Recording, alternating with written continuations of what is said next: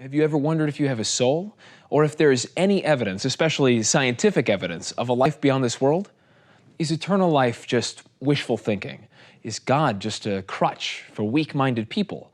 Or are there good reasons for believing in a soul, eternal life, and even a loving God? These are some of the questions we'll be addressing in this series. We plan on interviewing some of the world's greatest experts in the areas of happiness, purpose in life, near-death experiences, the historical evidence for Jesus, and how to bring good out of evil, suffering, and depression. I think this will be one of the most important programs you'll ever study. Virtually every philosopher, from Plato and Aristotle to great contemporary scientists such as Albert Einstein, believed that the key to a good life included four things: happiness, suffering, love, and God. In today's episode, we'll take a look at the four levels of happiness. But we'd better begin with why happiness is so important.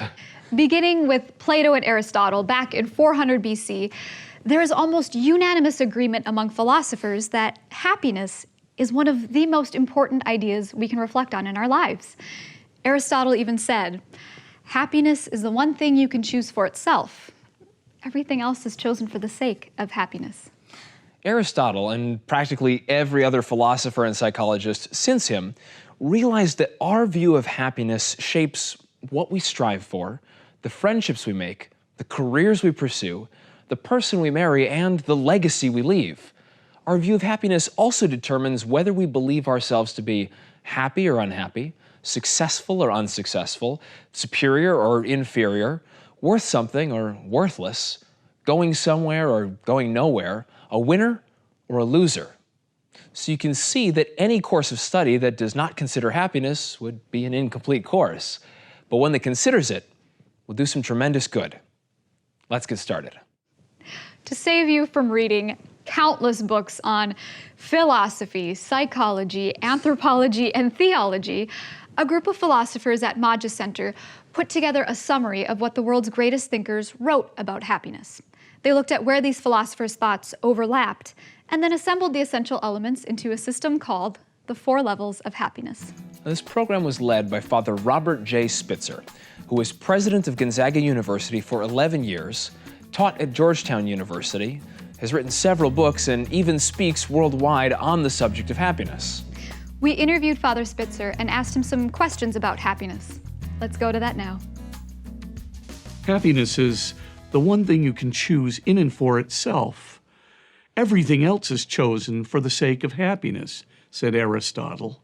I think he was right, because this one term can determine, well, every decision that you make in your life, what you're going to pursue as your career, the kinds of friends that you're going to pursue. Also, whether you think your life is a success or not, whether you're worth something or not. This one little term determines just about every major decision in your life, so we really want to be clear on it. Now, in Latin, there are four terms for happiness, and that's a good thing, because those different notions of happiness will affect our lives so very differently.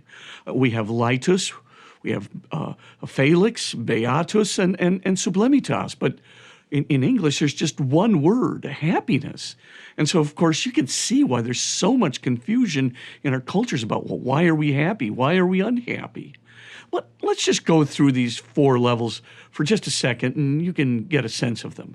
The most superficial one, laetus, well, that's the kind of happiness that comes from some kind of stimulus from outside of ourselves, a big bowl of ice cream. Then there's a second kind of happiness, and it's called felix in Latin, and that's the kind of happiness that comes from ego gratification. And then the third kind of happiness, let's call it beatus in Latin, that's the kind of happiness that comes from a completely opposite point of view. It's the kind of happiness that comes from making a positive difference to the world around me. And the fourth kind of happiness, sublimitas, like the sublime, that's the kind of happiness that comes from satisfying our ultimate desires. And you could see, among the various differences in these kinds of happiness, we better be pretty clear about which one is most important to us, because it's going to determine how we live our whole lives.